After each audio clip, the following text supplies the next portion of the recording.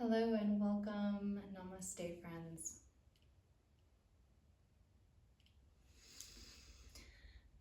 Thank you for joining me. Welcome to my channel, or welcome back to my channel. This is an introductory video for a 6-week-long yoga and mindfulness immersion that I'm hosting here on my YouTube channel.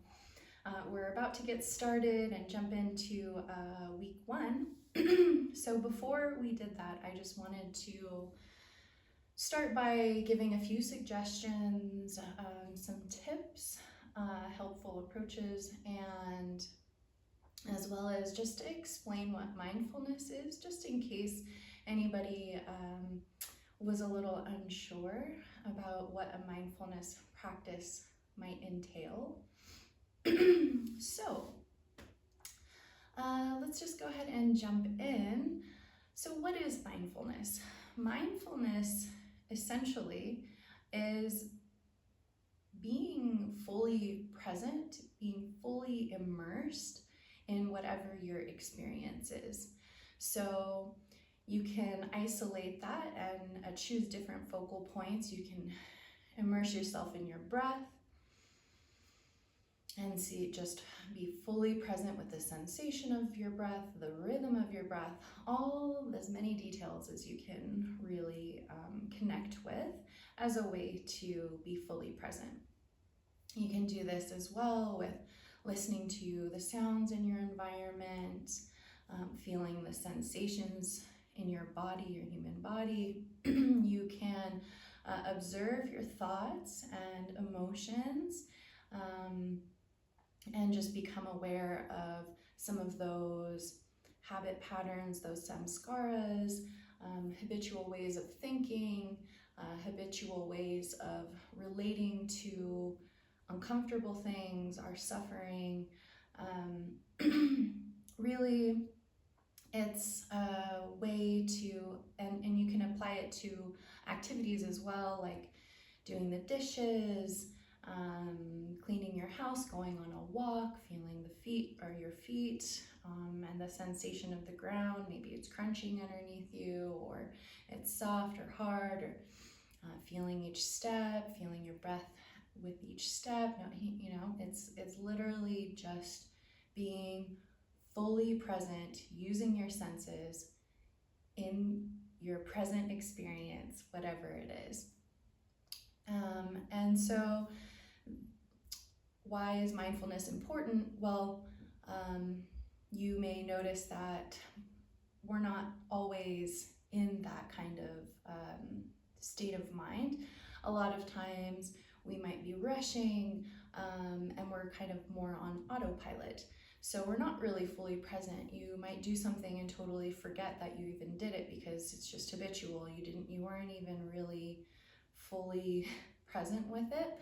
So, that could lead to mistakes or hurting yourself, or these are some of the things that I personally have experienced. If I'm rushing around on autopilot, I might, bang my knee or something, so it just brings out like greater integrity and efficiency and care, and a richer experience as well. And also, mindfulness is a really positive practice to support you if you experience a lot of stress, habitual stress. It is a way to both be preventative as well as something you can use when you start to notice you're going into a reactive state, for example. It's a way to get to know yourself better. If you're noticing you're having some emotions coming up, you can go investigate those emotions, become really present with them, and change your relationship to your suffering. So there's all kinds of wonderful reasons to practice mindfulness.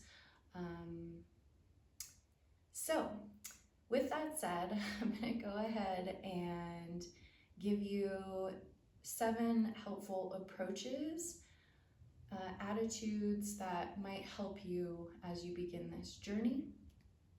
So the first one is approaching this with a beginner's mind.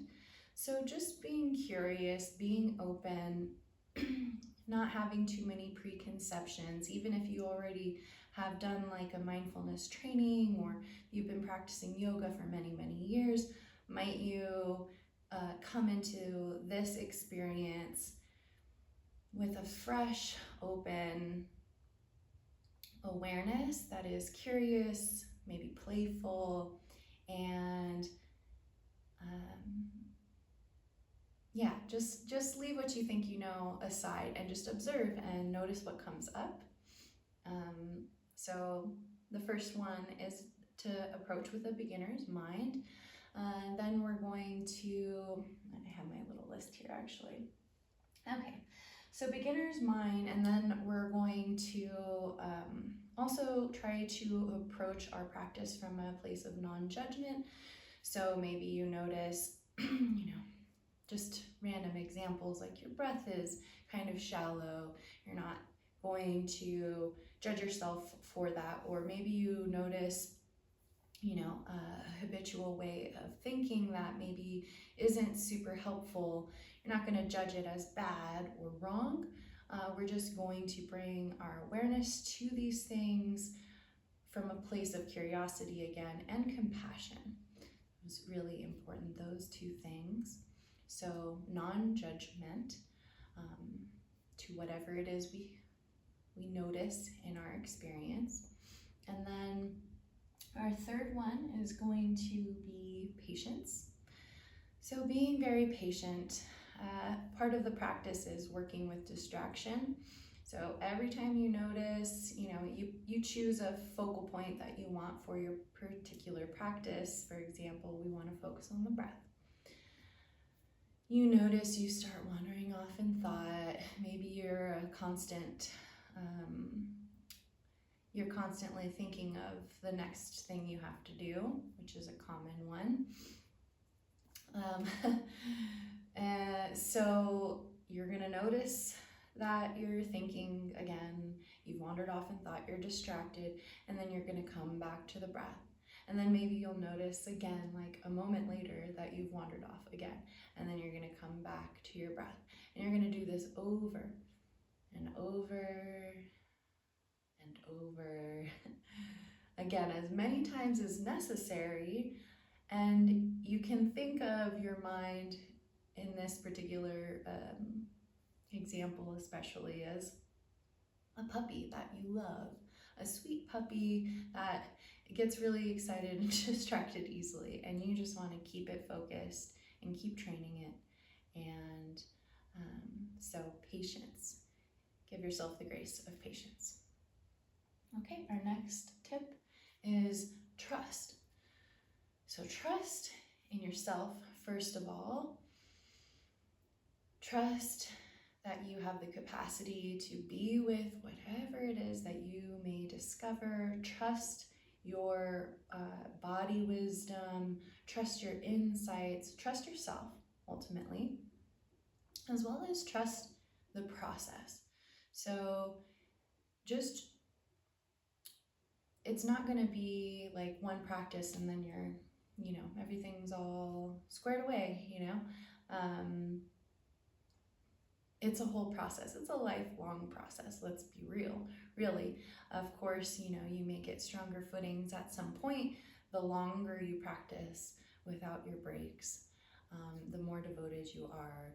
And so, yes, again, trust the process, trust yourself, and see what happens. Okay, so we have a few more. Next is non-striving. So this is a big one in our yoga practice as well as our mindfulness practice. We're not trying to achieve a specific goal, maybe other than just showing up and being present and seeing what happens. So try to let go of, like, when we're doing our asana practice, try to let go of trying to get, as deep into it as you possibly can. There's nothing to prove here to yourself, to me, to anyone around you. Just allow your experience to be what it is and be with it in care, persistence, yes, and openness. Don't strive to have a particular experience. Just see what the experience is, again, from that place of non-judgment, trusting the process, and so on. So, non-striving. And then we have acceptance. This is a big one. If we could just accept ourselves, if we could just accept that we're having these uncomfortable feelings, maybe, or that we're having these repetitive thought patterns, or that our body can only move in certain ways or do certain things. If we could just accept what is and allow ourselves that grace of acceptance, that is so freeing to our inner being, to just know that we are okay and we accept ourselves and we don't need to change ourselves. We're solid right where we are, and we're just going to continue moving forward and expanding and opening and learning and becoming more and more present. So acceptance. And then finally there's letting go. So this one, in our yogic practice, we have abhyasa, which is our devotion to our practice, that discipline, that constant showing up. And then on the other side, we have the vairagya, which is our letting go. So you kind of want to find this dance within the two. We're not overly rigid, but we're devoted and showing up. But at the same time, we could drop our plans. If something came up, you could drop this whole series and it wouldn't affect you at all. We're not attached to the things. We can still have our goals and our plans and our practices and work toward those, but we aren't attached to, we could let those things go if they needed to go. So there's a freedom in that as well. So those are, I'll go over just the titles one more time if you want to make a little list. Actually, I'll go ahead and leave the list down below as well in the description.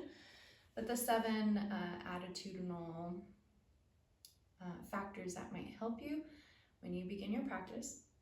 We have beginner's mind, non-judging, patience, trust, non-striving, acceptance, and letting go. So take those or leave those as you wish, of course. And the final thing, I would like to invite you to set an intention. So you could take your journal, and I'm also going to leave these questions down below so that you can, this is a whole immersion, right? We're going through a 6-week journey together. So since this is a whole thing, you might want to figure out, what is my why? Why am I doing this? What do I hope for? Just get really clear about why you do what you do, why you're doing what you're doing, what you care about, what your highest aspirations are. And yeah, that's a suggestion before we get started. Our first practice will be on Monday. Let's see, July 5th is Friday, 6th, 7th, 8th. So July 8th, Monday, is going to be our first practice of week 1. So for setting your intention, and again, I'll leave these questions down below in the description. But here are the questions. could also even literally just pause the video after each question and write a little thing down and press play and continue on, however you'd like. So, what is my intention or purpose in participating in this 6-week-long immersion? What do I hope for myself? How do I hope this might change my life?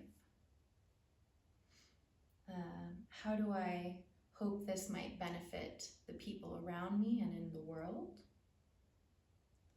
What are my deepest hopes and aspirations? And can I express this in the form of a personal vow or resolve, positive statement that you can keep returning to throughout your journey? So that's it for today. I hope you benefit from this little video before we get started. If you haven't already and you are wanting to participate, I invite you to subscribe to my channel, help my channel grow so I can get more awesome content like this out to more people. And if you know anybody else who'd be interested in participating, this is again a free experience, so feel free to share, and I appreciate you sharing and subscribing and being here and practicing along, and I really look forward to this whole journey with you. So see you so very soon for our first practice on Monday. Much love. Namaste.